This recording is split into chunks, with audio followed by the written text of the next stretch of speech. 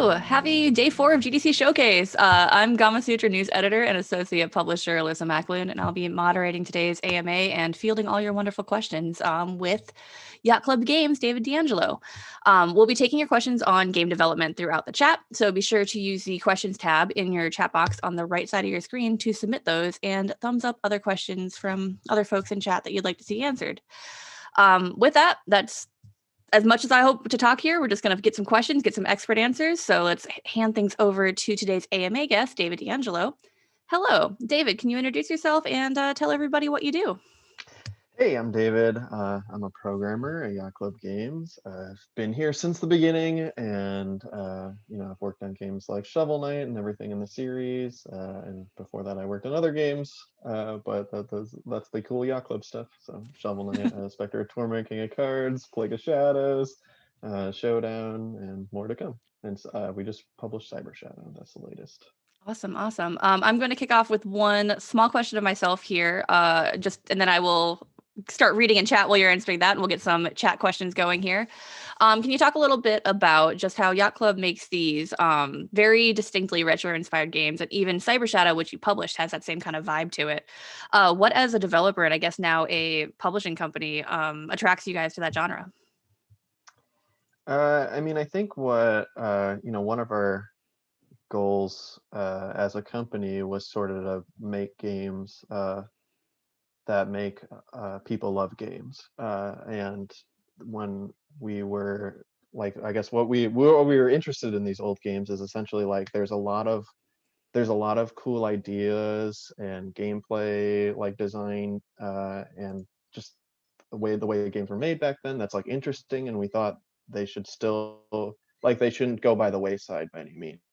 There's like lots of things to love there, and we wanted to show people why you should love them. So with Shovel Knight, we were the we were trying to sort of say like, here's like, these are like really cool things that people aren't doing anymore that like we want you to love, and we want hopefully by the end of the time when you finish Shovel Knight, you like go back in your NES collection, or you say to your 9-year-old, you got to play this old Mario game, or you can sort of see, you can like break into those games easier than you could now because they're sort of hard to, right? And Cyber Shadow is like very much the same thing. It's like just a different style of a kind of old game that there's ideas in there that we liked, and that we thought we could like bring out and sort of show like why this thing's still valuable, and why you should love it, and why you should love these kind of games. So part of that, and segueing here to a question from Dan in chat, is this really tight kind of like platforming that's very indicative of the games of that period. And then you have great platforming and tough platforming in Shovel Knight too. Dan wants to know, creating good movement in a platformer is essential to creating a nice player experience. How did you guys approach perfecting this? For us, it's a lot more about like the structure of making something like that. I guess that's how we think about designing things in general. We don't like go into something and say like find the fun, or like willy-nilly around with the joystick until it feels just right. I guess a game feels just right to us if it's built to feel just right. Like a building feels just right to be in because they thought, well, a person is, on average, like no taller than like 9 feet, right? That's like what you'll feel comfortable going in the door doing. So like that's how we generally design our player movement to feel. Like we had the basic idea that we wanted this like 1-2 punch with Shovel Knight. That's like you flip something over and then you down thrust its underside.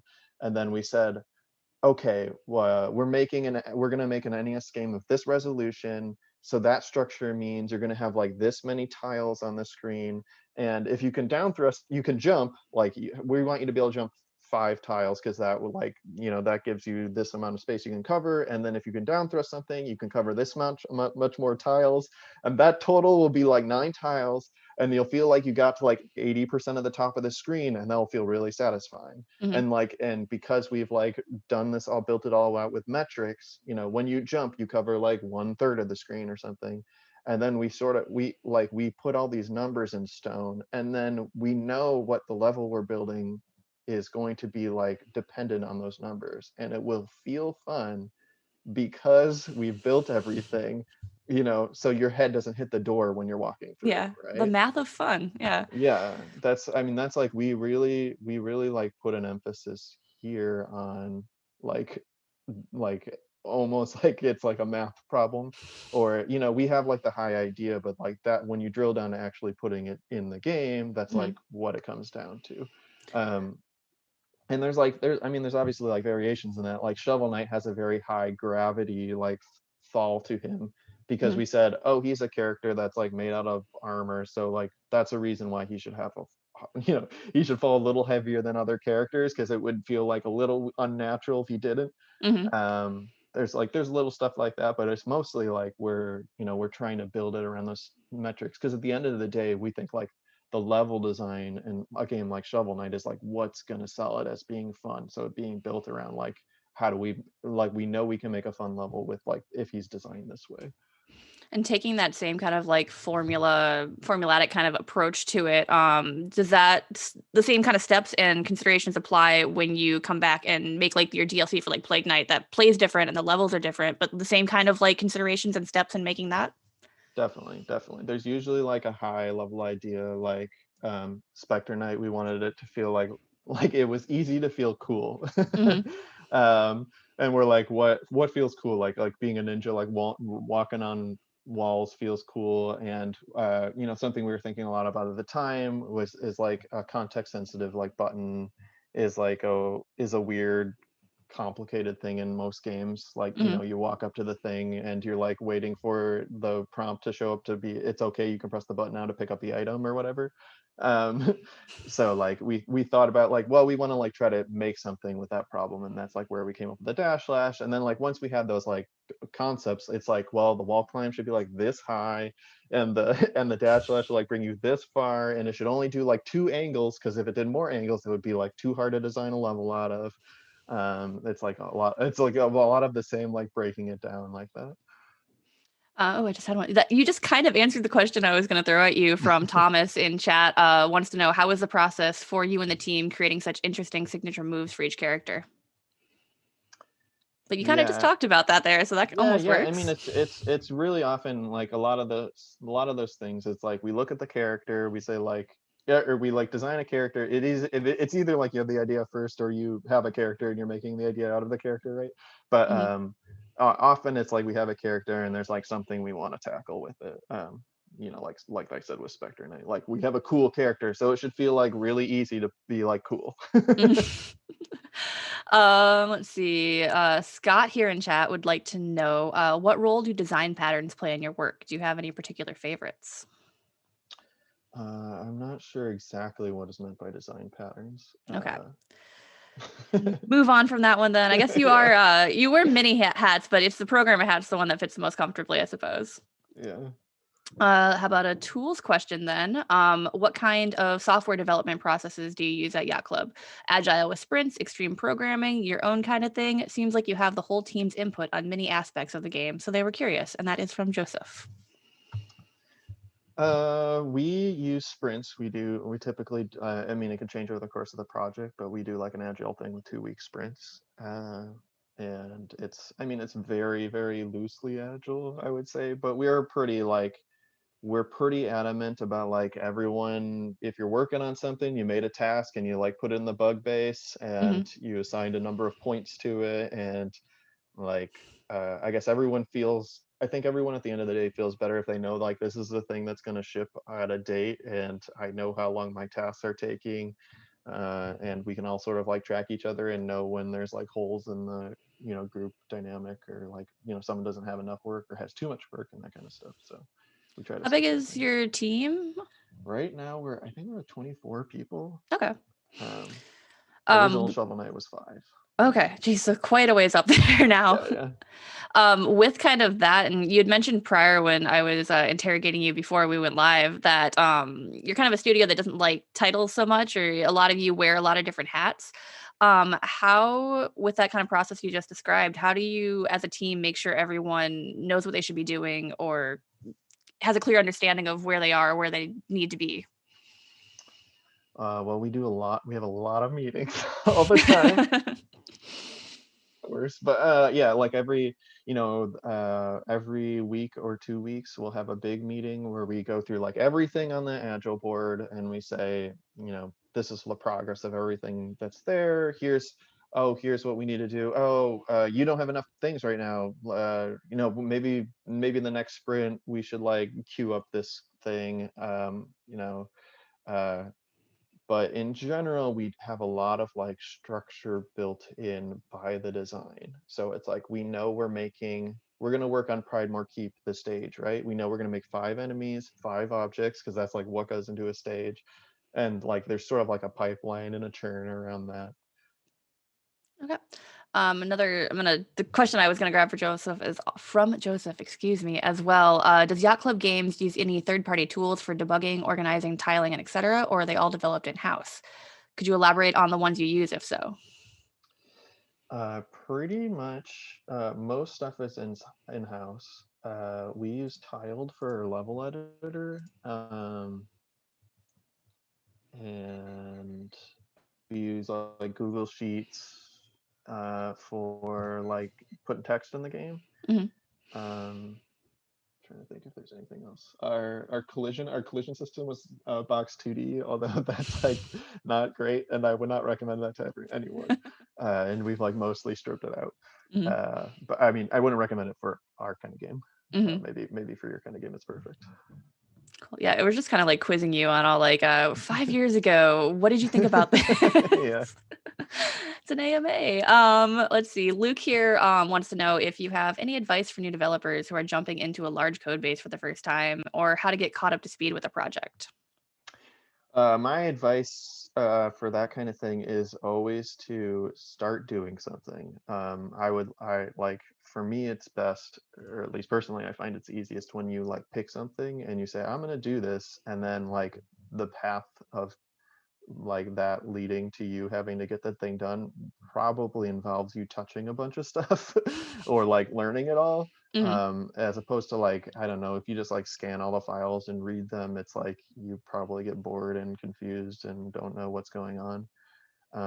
Like, setting a lot of breakpoints and just like stepping through the loop of like how things are getting run is an easy, obvious thing to do. um yeah, sometimes like finding us, if you like play, like say you had a game and you played it and you find a small bug and thinking like, I'm gonna fix that bug, right? And just like trying Hmm. to do that can just like go a long way. Kind of in a similar vein here. Christopher says that their programming teacher once said that being a programmer isn't about knowing how to code something, but more knowing how to find out how to make your code work. What are some resources you use when you need to do some research on how to make your code work? Well, that's an interesting question. I don't really use many resources to get it to work.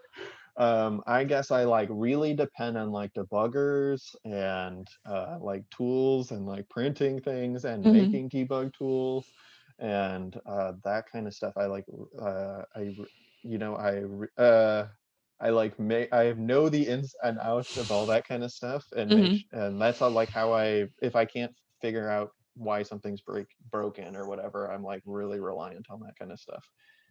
But if I was tackling a new problem that I didn't know how to do, I would just be uh, some kind of math problem or whatever. I'd be like looking at old papers or like going through, presentations or projects that Hmm. people did in the past, and just trying to gather as much information as I could, even if I like am not going to do those things at all. Sometimes it's good to just have those things in your brain as like, these are techniques people did in the past. Hmm.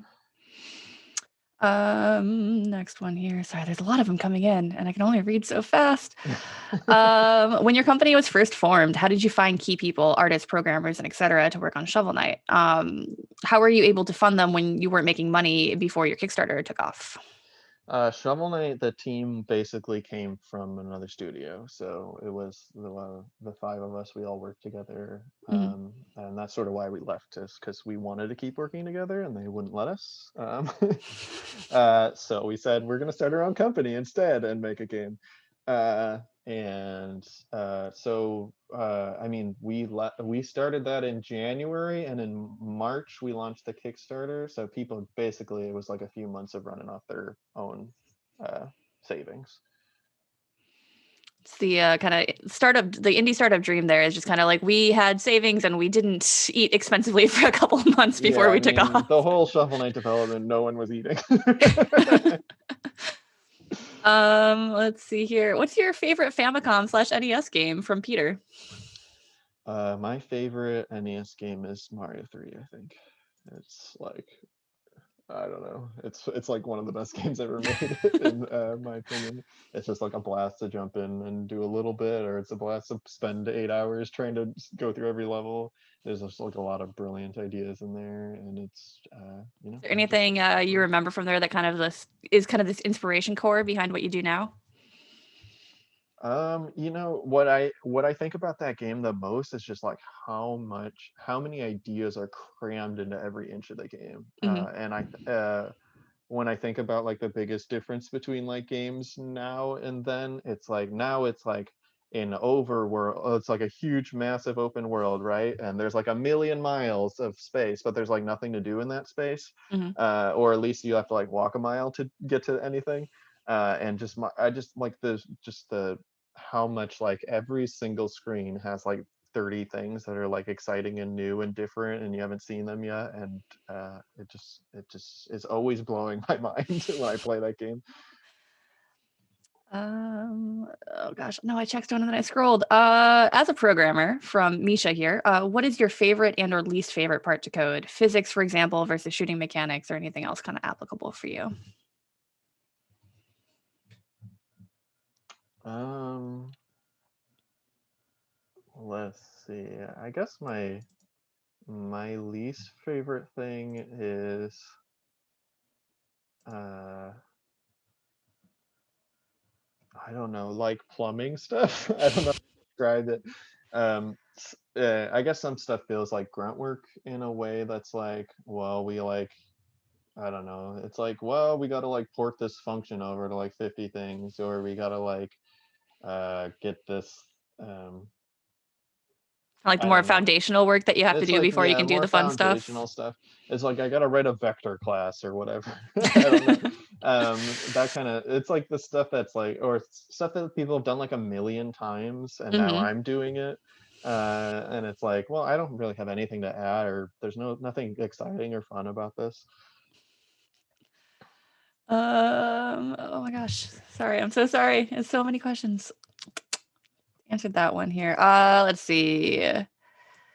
Do you see design-wise as or an advantage to 8-bit constraints that can't just be inherently produced on contemporary platforms? You kind of talked about this earlier, with how like why you were drawn to the kind of like 8-bit, 16-bit area. But I guess how do those constraints that come with that era of game, how do those inform your guys' development process? And that is from Peter in chat. Yeah, I mean, I think there's like a few things that the constraints are really good for. One is like a big thing about those games was like they couldn't do that much, so they had to rely on your imagination a lot. Mm-hmm. And that's like one of the core things we took. It's like Shovel Knight can be a cool guy or a cute guy or a girl or whatever you want. Mm-hmm. And but we're gonna like put like because of those restrictions, like the Shovel Knight is like sort of forced into something where we have to rely on people's imagination to make it more exciting. And because of that, that sort of like inspires our ideas in general to be like it leaning in that direction. Like, well, how about we like don't answer all the questions you might have in a story, or how about we we leave those open so you can like fill in the blanks for like what is meaningful in your life, and that Mm-hmm. Shovel Knight and Shield Knight have a relationship. We don't say what that relationship is, but like you could think, as if you're an 8-year-old, you like don't obviously have girlfriends or whatever. You might be like that's your sister or that's your friend, Mm-hmm. and that's like what is meaningful to you when you're reunited with Shield Knight at the end of the game. So there's like those kind of restrictions. Then I think there's other stuff that just like it helps us make a game faster, and be there's like less options, and we've like restricted our like the set. Like if you're building with Legos, you like have to build a certain way and you have to do certain things, and you can get a lot of creativity out of Legos. You can make almost anything, right? But like because of that, I think it helps like you just don't have like the sprawling of it could be anything in the world. What do we do? Is that applies like behind the scenes too, like mechanically and like with like the code base that you work with as well? Those same kind of constraints come into play in a way. Oh, might have frozen here. We'll be right back in 1 second. I think we have a frozen webcam issue. So I guess this is a great time if you have any other questions to take your time typing them out. Oh, are we back? I'm back. Cool. All right. I talked my way through it. We're live. Yeah, I heard that it applies. It doesn't. We don't like our code base is very modern. I guess Okay. so it doesn't apply in that respect. But the way anything we're thinking about putting in the game is like we think with those intentions in mind. Like we can't. We don't have blood in our game, but imagine we did, and a guy died and he couldn't spew blood, right? Because it's like we can't just display 50 particles. That would be weird all of a sudden. So there's like that kind of thing. I think there's like the game Noida, I think it's called, where they have like every pixel simulated. It's insane. It's wild. So I guess kind of building off of that, was that a deliberate choice when you guys went into Shovel Knight? Because you hear there's a very great Gamasutra vlog I can't remember the name of now, but someone talked about how in 2020 they went and they made a game, an NES game that could run on an NES. They used all the kind of restrictions that you would expect in that era. Did you guys ever think about doing something like that when you made this, or did you always kind of want to have, here's what this kind of game could be in a modern development setting? We always wanted it to be what the modern thing would be. We wanted it to be like, I guess an old NES game is hard to get into. Like it doesn't even fill the whole screen on your TV anymore, right?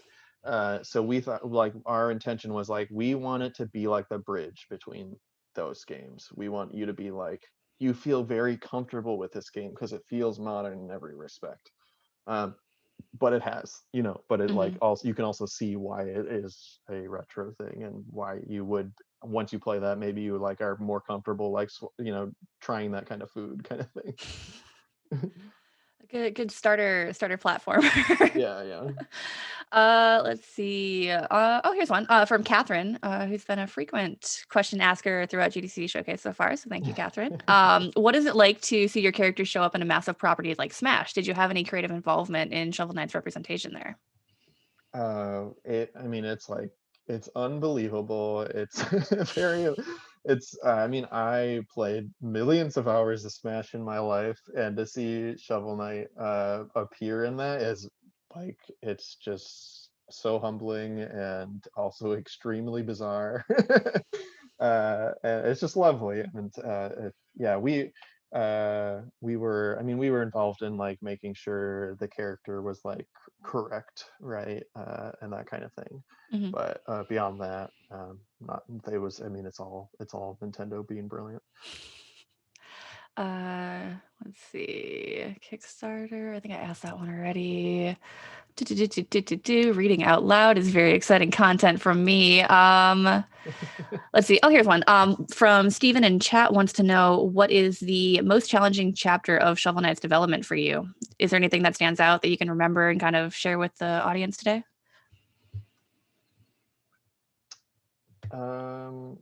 I think the hardest part was like actually after we released, and it was like, oh, now we like we like intended this was a real company, but now we like have to actually be one.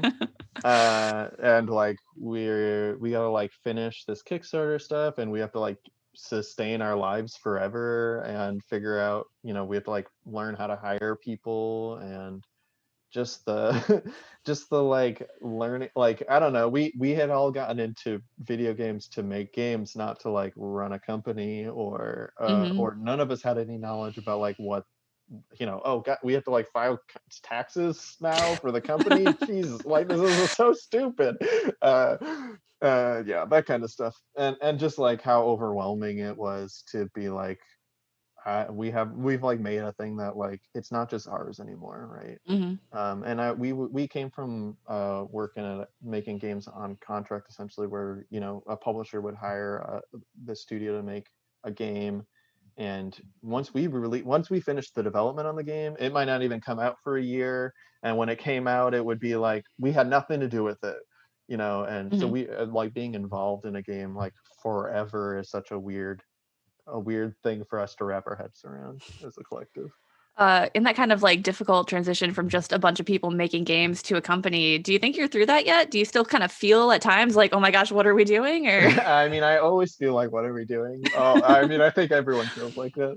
That's like part of life. But yeah, I mean, I think there's like some, obviously we figured out more things than we'd had figured out previously. But I mean, even like, earlier this year we hired, we were like 16 people or something, and we Mhm. hired up to 24, and we're like, okay, let's write like what the pillars of the company are, because we like didn't have those before, because we hired so slowly over time, we like didn't need to do that, and now we hired like 8 people at once, and they're like, what is this company, right? And Yeah. we're like, oh well, we probably should like tell people what it is. I guess kind of just talking about like the hiring process, because there are a bunch of we've had a lot of questions from students in past like chats and just people who are kind of new into the industry. When you're hiring someone, bringing someone on the team, what do you look for, and what do you kind of recommend people looking to get their foot in the door should do to get their foot in the door? Well, if you've like never done anything before ever, it's like it's hard to want to hire you. I mean, it's like a classic problem. I know. I mean, I know. I felt this when I was in school. It's like, how do you get a job when you've like never had a job? Because they're like Hmm. looking for job experience. So I would say like the things you should do are make it look like you've done something, and are interested in what you're doing. So it's like, I don't know, if you're going to get a job at to be a level designer, you should show like 1,000 Mario Maker levels you've made. Hmm. Or if you're like going to get a job as a programmer, you should have like code you're proud of to show, or you should be like, here's a little tiny game I made, even if it's like embarrassing. It's like I recreated Snake on in Flash or whatever, and I coded it all myself, and and as long as you can, like, that shows that you could like start and finish something, Hmm. and like maybe you could add your own creative idea to like one dumb thing to it, and it's like then it's yours, and someone can point and say, well, they like this kind of thing, and they're like interested and invested in doing it. um that's like important. And I would say like it should be clear that you like are interested in the place you're applying to. So like do your research when you go in, and like Hmm. show, like look up the people that work there, or like uh like play some of their games, or like really get into it, because like that's what they're going to care about. Is that like you will be part of the team, and you'll fit in, and you'll have ideas that like make sense, and you'll be able to contribute in like a meaningful way, even if you like suck right now. Hmm. um There's like, is that an Adventure Time quote where it's like sucking at something's the first step to being great at it? And yeah, that's right. yeah, all about the journey. Let's see. I think I can get one more question in here. I'm just scrolling through. A bunch of people are curious about developing for the Wii U. Do you have any meaningful tidbits on that? Pros and don't cons. don't do it. It's there's no reason to right now. I don't know, it was, I mean, it's like one of the uh it's it was a weird platform to develop for Very sure. quirky, right? Like, did you Yeah, guys have touchscreen integration we in what you were? did. Yeah, yeah. So How you was could switch that? between the screens. Yeah, we just, I think it was, you just pick the, you could like pick your gear, like what Hmm. relic you had equipped and stuff quickly from that. um and yeah, and we had Miiverse support too, which is a whole fun All odd right, thing. Miiverse, we miss you. Yeah. Yeah. Let's see. Let's close off here with one from Quan in chat who wants to know how is creating a game that has influenced modern 2D platformers make you or kind of change your approach to new projects? Oh wow. Well, I that's great to think that we could have affected anyone, but I don't believe it. I'm not on board. But I guess it really I don't feel like it has affected how what we're developing next. We sort of, I think we said we wanted to make games that like make you love games, and that's still what we're doing. I guess the idea that it worked was like, okay, we'll keep doing it. So that's sort of like where we're going. It's like we want to do the same thing, Mhm. just a different way. We're gonna like pull from different things that we think are being lost or forgotten, or people say are bad, and we think they're like there could be a good version of it. Like that's still what we're trying to do, and sounds like a freeing way to move forward is just to kind of be like, no, we're gonna do what got us here in the first place and just go with our gut. yeah, like what's going to come out is going to be fairly different, I think, but you'll like, yeah, I think it'll be easy to see like, oh, this is like obviously this makes sense for them kind of thing. Awesome. Well, looking forward to hearing that with some proper nouns in the future and some announcements. With that, we are completely out of time, but a few seconds over here. David, thank you so much for joining us for this chat. Chat, thank you so much for your questions. David, if they wanted to bother you about anything else, curiosities, where should they reach out to you at? I've got a Twitter at DandyYCG. You can ping me there. Or you can email Yacht Club Games anytime. Awesome. Thank you so much for joining us, and everyone else have a wonderful rest of your GDC showcase. Bye. All right.